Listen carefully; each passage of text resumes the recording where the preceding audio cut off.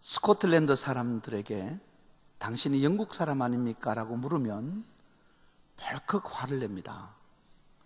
이건 마치 우리나라 사람 보고 당신 일본 사람 아닙니까? 라고 묻는 것하고 똑같습니다. 스코틀랜드 사람들이 영국 사람을 싫어하시는 이유, 자신들의 정체성을 역사적인 인식에서 찾고 있기 때문입니다.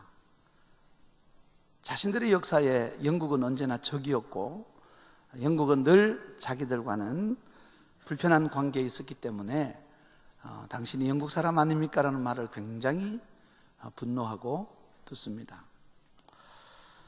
유대인들에게 당신 이방인 아닙니까? 헬라 사람 아닙니까? 이렇게 물으면 유대인들은 아마 졸도할 겁니다. 유대인들은 굉장히 배타적인 확인을 통해서 자신들의 정체성을 찾습니다. 그래서 기도할 때도 나는 이방인과 다름을 감사합니다. 이렇게 기도하는, 우리식으로 말하면 나는 일본 사람이 아님을 감사하모니다 이렇게 하는 것과 똑같습니다. 그렇죠? 그런데 오늘 본문을 보니까 사도 바울은 자기를 인식하는 자신의 정체성에서 오늘 하나님의 은혜의 경륜이라고 하는 독특한 차원에서 자신을 이해하고 성도들을 이해시키고 있습니다. 다시 말해서 우리 성도란 어떤 존재인가? 나는 누구인가? 예수를 믿는다고 하는 자들은 어떤 사람들인가 하면 하나님의 은혜의 경륜 안에 사는 사람, 이게 성도에 대한 정체성입니다. 그래서 우리가 2장 10절에서 지난주일에 봤던 성도의 정체성은 우리는 그의 만드신 바다, 그렇게 우리가 이해를 했습니다. 성도는 하나님이 만드신 작품이다. 여기에는 굉장히 좋은 문장을 쓰고 있는데요, 하나님의 걸작품이다 이런 뜻입니다. 그래서 우리 성도는 우리 눈으로 볼 때는 인물도 그렇고 사는 형편도 그렇고 모든 면에서 별 흠모할 만한 것이 없지만은, 그러나 하나님의 눈으로 봤을 때는 모두 한 사람 한 사람이 하나님이 만드신 작품들이다 이렇게 인식을 하고 있고, 오늘 본문에서는 우리는 하나님의 은혜의 경륜 속에서 만들어진 자들이다 그렇게 바울은 설명을 하고 있습니다. 그래서 오늘 은혜의 경륜 속에서 만들어져가는 우리 성도들의 정체성을 우리가 세 가지 부분을 통해서 확인하는 그런 시간을 갖도록 하겠습니다. 먼저 1절입니다.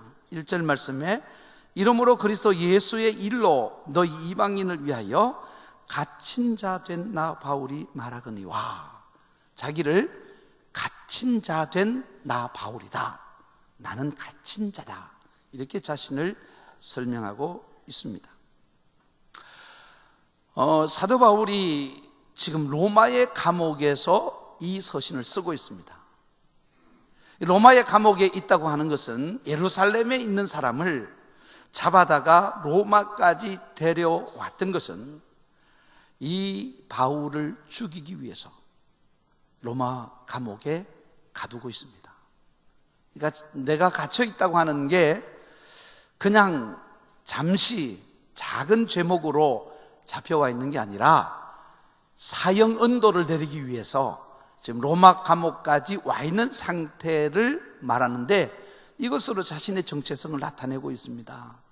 이것이 하나님의 경륜이라 이렇게 말합니다. 그러면 이 경륜이라는 말이 어떤 말인가? 이 오이코노미아라는 헬라 말에서 이카노믹이라고 하는 용어가 나왔습니다. 그러니까 이것은 하나님의 은혜의 경륜이라는 말은 이것이 하나님이 경영하셔서 된 일이다 그 말입니다. 우리 성도들의 모든 삶에는 하나님의 경영하심이 있는 줄로 믿습니다. 여러분들 이 이카노믹이라고 하는 경제라는 단어는요, 최소한의 비용으로 최대의 효과를 나타내는 것을 경제라고 말합니다. 그러니까 한정된 자본을 가지고 그것을 잘 관리하고 적용해서 그것의 가치를 극대화시키는 것이 경제입니다. 그러니까 다시 말하자면 시시한 것을 가지고 아주 값진 것으로 만들어야 경영을 잘하고 경제가 사는 겁니다. 그런데 오늘 하나님의 경영은 사도 바울을 지금 사형수로 감옥에다가 가두어 두었습니다. 이게 하나님의 경제입니다.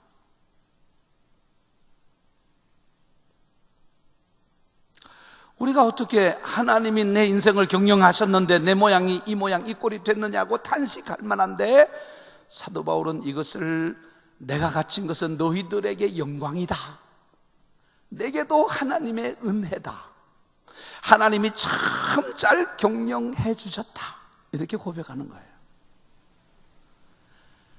여러분들, 신앙의 성숙이라고 하는 것은 도덕적 윤리적으로 착하고 선한 것을 의미하는 것만은 아닙니다. 우리가 믿음이 좋다, 신앙이 성숙했다, 성화된 사람이라고 할 때는 자신의 인생에 대해서 하나님의 경영하심이 참으로 하나님의 지혜로운 일하심의 결과라고 받아들이는 것이 성숙이요 성화된 성도들인 줄로 믿으시기를 바랍니다. 그러니까 자신의 모든 삶을 은혜라고 여기는 사람, 하나님이 하신 것이 잘 되었다고 인정하는 사람, 그것이 어떨지라도 사형수로 감옥에 있을지라도 하나님이 행하시는 일은 틀림이 없습니다. 하나님의 경영은 탁월하십니다. 내 인생은 은혜 가운데 감사할 뿐입니다.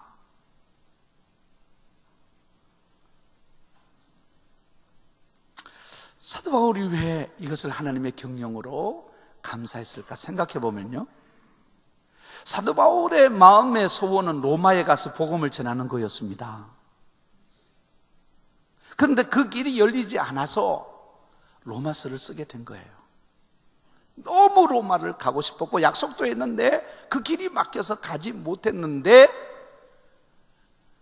지금 여러분들이 사도행전 21장을 보면 그가 예루살렘에 갔다가 예루살렘에서 한 사람, 다시 보면은 이 사람은 에베소에 있는 사람인데 드로비모라고 하는 사람과 함께 있는데 유대인들이 오해를 한 겁니다.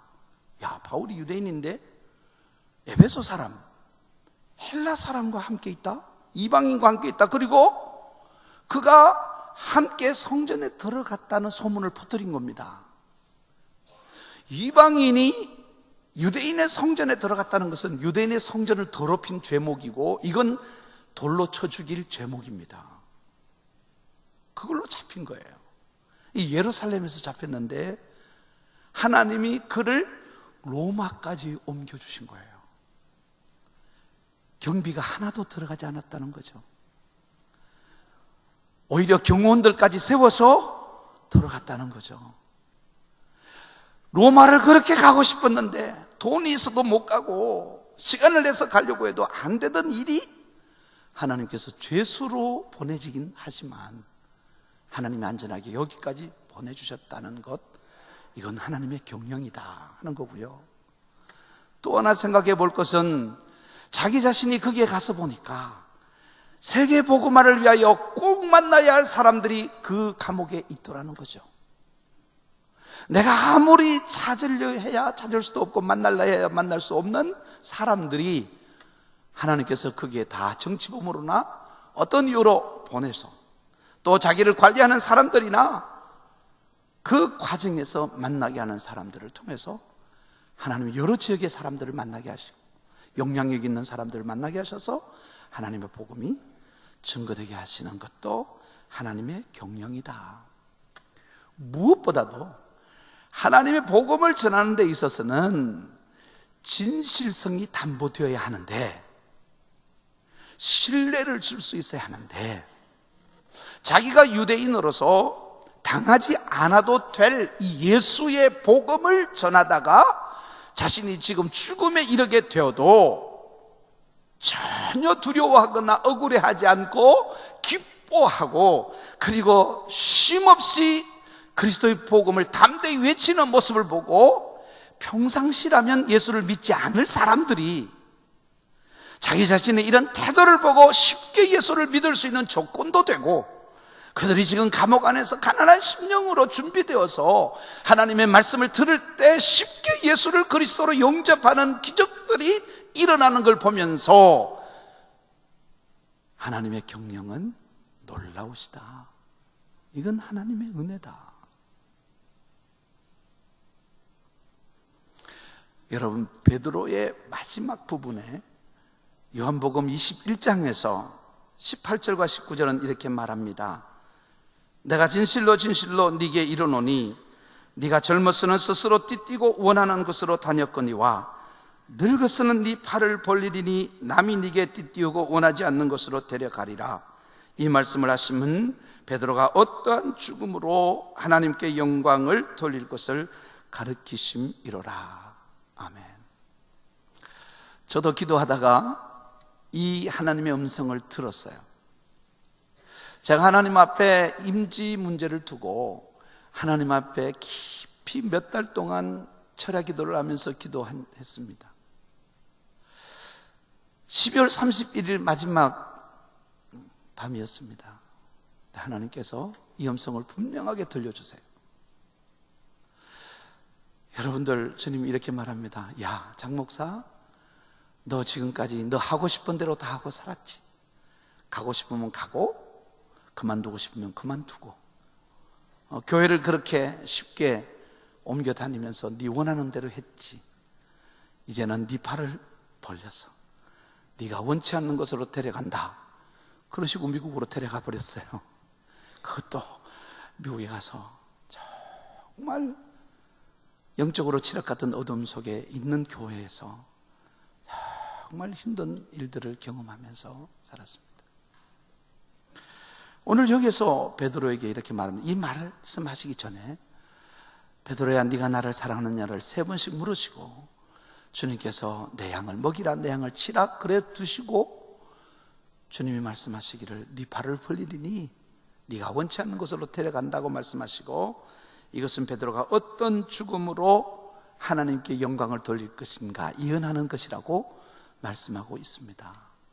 다시 말해서 하나님께서 베드로를 사용하실 때 자기 원하는 대로 하지 않고 팔을 벌려서 원치 않는 곳으로 데려가시고, 그리고 그가 어떻게 죽어야 할 것인지를 하나님께서 보여주시면서 이렇게 하는 것이 하나님의 영광이 될 것이다. 이게 하나님의 경영이라고 말씀합니다.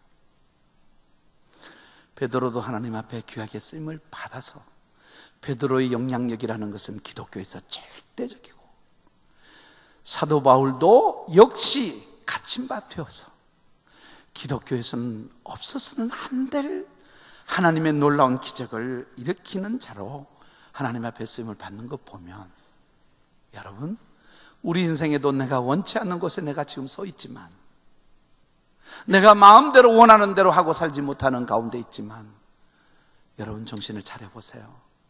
고난에는 사명이 있습니다. 하나님께서 우리 인생을 경영하시는 지혜가 그 속에 있습니다. 그래서 우리는 오늘도 범사에 감사하는 거죠. 하나님의 경영에 대해서 불만이 없습니다. 하나님이 오르십니다. 이렇게 된 것이 다 하나님의 뜻입니다. 하나님은 모든 것을 통해서 영광을 받으십니다. 여러분, 여러분들이 고난에 대해서, 여러분들의 갇힘에 대해서 여러분들이 분노하거나 좌절하지 마시고, 여러분 하나님 앞에 감사하는 성도들이 되시기를 축원합니다. 골로새서 1장 24절에서 24절 말씀에 나는 이제 너희를 위하여 받는 괴로움을 기뻐하고 그리스도의 남은 고난을 그의 몸된 교회를 위하여 내 육체에 채우노라고 말씀하고 있습니다. 그러니까 여러분들 하나님의 복음을 전하는 데는 우리의 십자가, 우리의 고난을 통해서 하나님은 더 능력 있게 복음을 전한다. 어려워지시면 여러분 복음을 전할 사람이 곁에 있다는 사실을 아셔야 됩니다. 그리고 두려워하지 않고 원망하지 않고 불평하지 않고 여러분들이 감사함으로 하나님의 복음의 증인이 되시기를 축원합니다. 두 번째, 그리스도인들의 정체성, 하나님의 경영은 3절 말씀을 보겠습니다. 3절에서 5절까지 말씀. 곧 계시로 내게 비밀을 알게 하신 것은 내가 먼저 간단히 기록함과 같으니 그것을 읽으면 내가 그리스도의 비밀을 깨달은 것을 너희가 알 수 있으리라. 이제 그의 거룩한 사도들과 선지자들에게 성령으로 나타내신 것 같이 다른 세대에서는 사람의 아들들에게 알리지 아니하셨으니라고 말씀하고 있습니다. 자, 저를 보세요. 두 번째, 하나님의 경영은 우리에게는 하나님의 복음이 들린다는 것입니다. 우리를 하나님의 말씀으로 양육하신다는 것입니다. 우리의 인생이 하나님의 말씀을 통해서 완성도 높은 성도로 살아가게 하신다는 것입니다. 사도 바울은 어디를 가든지 자기가 처음에 만났던 그 예수 그리스도를 증거합니다. 그 중에 가장 중요한 게 예수님께서 자기에게 말씀하셨던 것을 강조합니다. 그래서 사도행전 9장 1절에서 9절 말씀을 보겠습니다. 사도행전 9장에 보면 사도 바울이 예수님을 어떤 상황에서 어떻게 만났는가 간증하고 있는 내용인데, 사울이 주의 제자들에게 대하여 여전히 위협과 살기가 등등하여 대제사장에게 가서 다메섹 여러 회당에 가져갈 공문을 청하니, 이는 만일 그 도를 따르는 사람을 만나면 남녀를 막론하고 결박하여 예루살렘으로 잡아오려 함이라. 여기에서 저자 누가가 의도하는 게 뭐냐 하면, 이 바울이라는 사람은, 그때는 사울이죠, 사울이라는 사람은 복음을 들을 생각도 없고, 그리고 복음을 믿는 자들을 죽이기 위해서 혈안이 되어 있던 사람이다. 다시 말하면 복음으로는 원수된 사람이다. 이걸 강조하고 있습니다. 그러니까 복음이라는 게 뭐냐 하면 우리가 듣고 싶다고 들리는 게 아니다. 내 지식으로 들리는 것이 아니다. 그건 오직 하나님이 들려주셔야 하는 하나님의 경영 속에 있는 거다. 그걸 강조하는 겁니다. 그러면서 3절, 사울이 길을 가다가 다메섹에 가까이 이르더니 호련히 하늘로부터 빛이 그를 둘러 비추는지라. 땅에 엎드러져 들음에 소리가 있어 이르시되, 사울아 사울아 네가 어찌하여 나를 박해하느냐 하시거늘, 대답하되 주여 누구이니까? 이르시되 나는 네가 박해하는 예수라. 너는 일어나 시내로 들어가라. 네가 행할 것을 네게 이를 자가 있느니라 하시니, 같이 가던 사람들은 소리만 듣고 아무도 보지 못하여 말을 못하고 서 있더라. 사울이 땅에서 일어나 눈은 뜨으나 아무것도 보지 못하고 사람의 손에 끌려 다메섹으로 들어가서 사흘 동안 보지 못하고 먹지도 마시지도 아니하니라고 기록합니다. 여기에 사울이 지금 여러 사람과 함께 가다가 다메섹에서 빛을 봅니다. 그리고 소리가 들립니다. 그런데 이 소리는 그 많은 사람 중에 알아들을 수 있는 자가 자기밖에 없어요. 다른 사람에게는 뭔가 잡음 같은 이상한 소리가 들리는데, 바람 소리인지 짐승 소리인지 무슨 소리인지 모르지만 무슨 소리가 들렸지만은 그게 무슨 말인지 알아듣지를 못해서 대답하지 못하고 대화를 못하는데, 자기는 그 말을 다 알아듣고 그 말에 대해서 대답을 했다는 것입니다. 이게 하나님의 경영입니다. 여러분에게 여쭤보겠습니다. 지금 제 설교가 들리십니까? 네. 아멘 하시는 분은 하나님께 감사하시기를 바랍니다. 하나님이 경영하시는 거예요. 하나님이 길을 열어 듣게 하시는 거예요.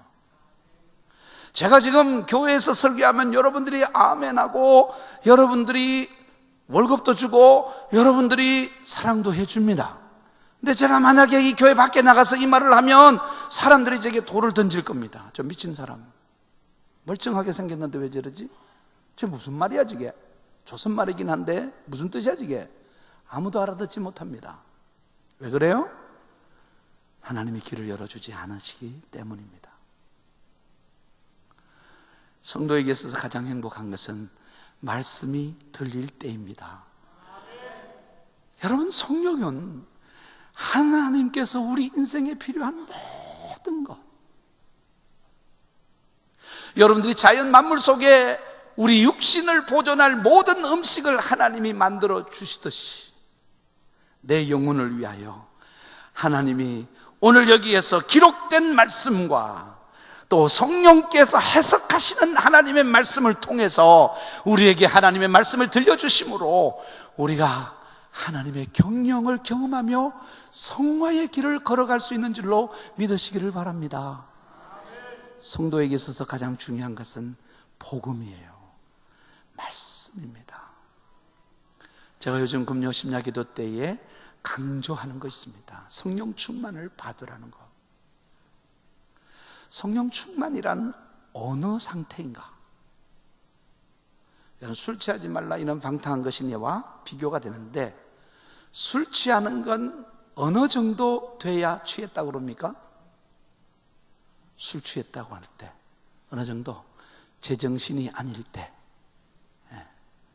제정신으로 제 발걸음으로 걸어가지 못하고 말하지 못하는 상태를 말합니다. 성령이 충만하다는 것도 제정신이 아닌 겁니다. 제 실력으로 사는 게 아닙니다. 오직 하나님의 능력으로 사는 것입니다. 성령의 소욕을 따라 사는 거예요. 이 성령의 충만함은 여러분들이 다양한 생활 속에서 하나님의 말씀을 경험해 가야 여러분들이 말씀이 약속한 축복을 누리며 살게 되는 줄로 믿습니다. 저는 개인적으로 가정에 대한 말씀을 너무 많이 받았어요. 저의 가정을 운영하는 모든 원리는 하나님의 진리의 말씀입니다. 성령입니다. 그래서 저는 가정을 통해서 복을 많이 받습니다. 저는 교회에 필요한 하나님의 말씀을 하나님께 듣고 은혜를 입었습니다.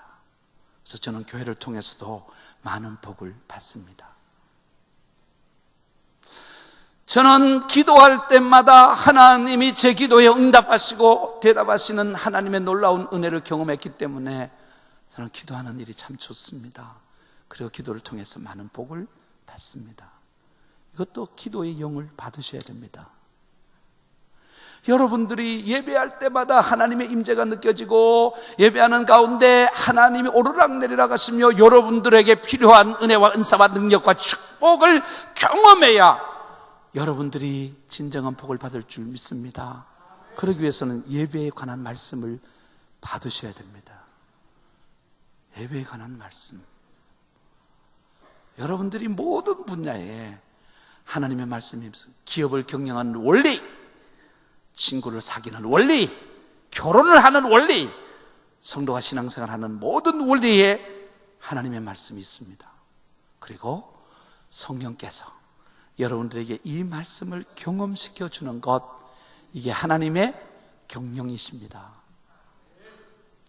하나님께서 여러분들에게 말씀으로 경영하는 은혜를 입게 되기를 축원합니다. 세 번째 오늘 말씀입니다. 세 번째는 6절 말씀을 같이 보도록 하겠습니다. 같이 한번 읽으면 좋겠습니다. 6절입니다. 시작. 이는 이방인들이 복음으로 말미암아 그리스도 예수 안에서 함께 상속자가 되고 함께 지체가 되고 함께 약속에 참여하는 자가 됨이라. 아멘. 세 번째 하나님의 경영은 교회입니다. 교회. 첫 번째가 고난, 두 번째가 복음, 세 번째가 교회입니다.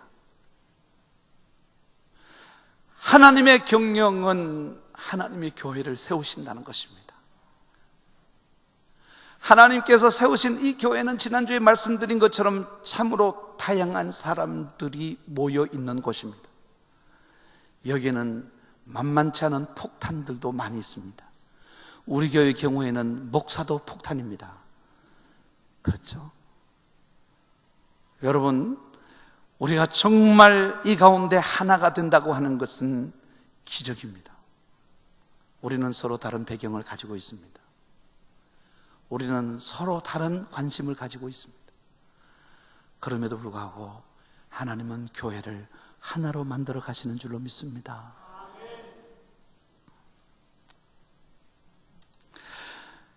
여러분들, 이 교회라고 했을 때 이 교회론에서 가장 중요한 것은요, 교회는 전제적으로 선교적입니다. 다시 말해서 교회란 선교직입니다. 말 자체가 에클레시아라고 하는데 밖으로 불러냄을 받았다. out of calling입니다. 우리가 살아가고 있는 이 세상에서 하나님이 뽑아서 우리를 밖으로 불러내는 일을 하는 것이 교회입니다. 그러니까 교회는 복음을 전하고 하나님께서 택하신 자들을 불러내는 이 선교적인 사명, 미셔널 처치, 이 교회의 본질입니다.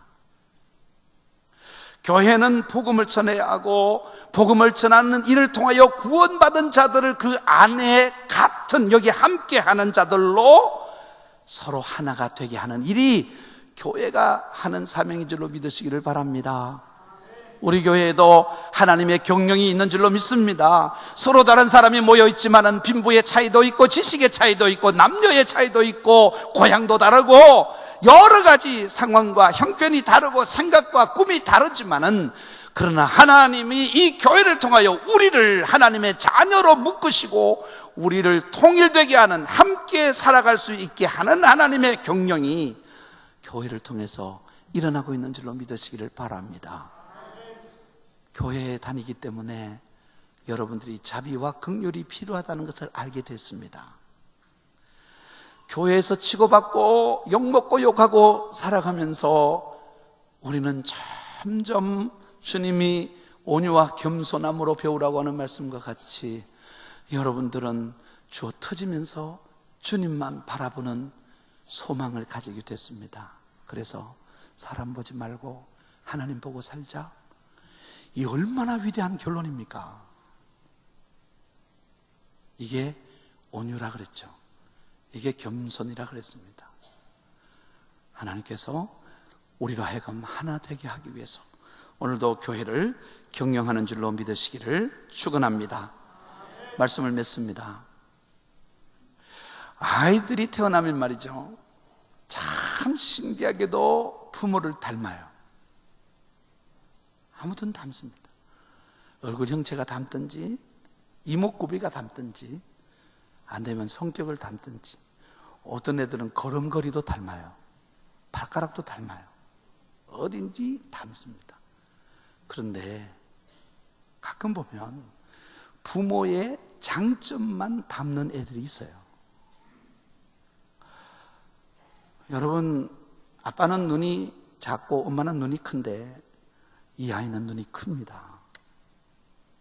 엄마는 코가 납작하고 아빠는 코가 오똑한데 얘는 또 코가 오똑합니다. 엄마 입술은 앵두 같은데 아빠 입술은 돼지나발 같습니다. 그런데 이 아이는 앵두 같은 입술을 갖습니다. 이걸 뭐라 그래요? 은혜다 그러는 거예요.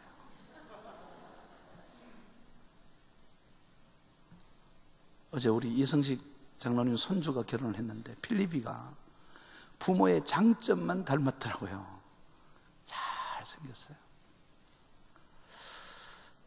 그래서 제가 필리비는 은혜를 입었구나 그렇게 생각했습니다. 물론 하나님에게 단점은 없습니다. 그런데 여러분, 우리는 지금 하나님 닮아가기를 하고 있습니다. 하나님이 경영하시는 일에는 우리가 볼 때 감옥에 갇히는 일과 같은 어려운 일도 있습니다. 하나님 높이실 때도 있고 낮추실 때도 있습니다. 그러나 그 모든 것을 경영하시는 그 하나님의 마음을 알고 그 뜻을 알아, 그 계획을 알아. 여러분, 지금 에베소서의 가장 중요한 핵심은 다음 주에 할 14절에서 21절까지 있는 그 바울의 기도입니다. 그리스도의 사랑을 알아. 그 넓이와 길이와 부피와 그것이 얼마나 큰가를 알아가는 것인데, 여러분, 에베소 교회를 보면 에베소 교회는 잘 믿는다고 하다가 남 욕하고 싸우고 다투고 그렇게 되어져 버린, 다시 말해서 못난 것만 닮아가는 그런 교회가 되어버렸는데, 하나님은 다시 우리에게, 하나님 우리에게 주시는 좋은 것 닮아라. 감사하고 기뻐하고 하나님 앞에 충성하면 하나님께서 우리를 가장 아름다운 하나님의 형상으로 빚어주시는 하나님의 경영이 있을 줄로 믿으시기를 바랍니다. 우리 교회 성도님들은 다 잘생긴 정말 멋있는 성도들이 되시기를 축원합니다. 옆에 있는 사람 말씀의 결론을 한번 맺어주세요. 당신 참 훌륭합니다. 한번 인사하시기 바랍니다.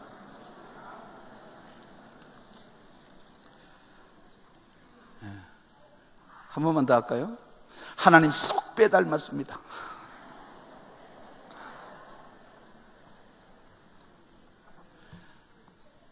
그렇게 하시는 겁니다. 예. 저는 요즘 교훈을 많이 받는데요. 제가 요즘 최근에 와서 많이 도전받는 게 그 부분입니다. 우리 어떤 장로님이 저한테도 좋은 이야기를 해주셨고 또 이런 얘기를 제가 들었습니다. 선생님이 미술 선생님이 숙제를 내줬습니다. 눈이 오는데 이 눈 오는 장면을 그려오너라.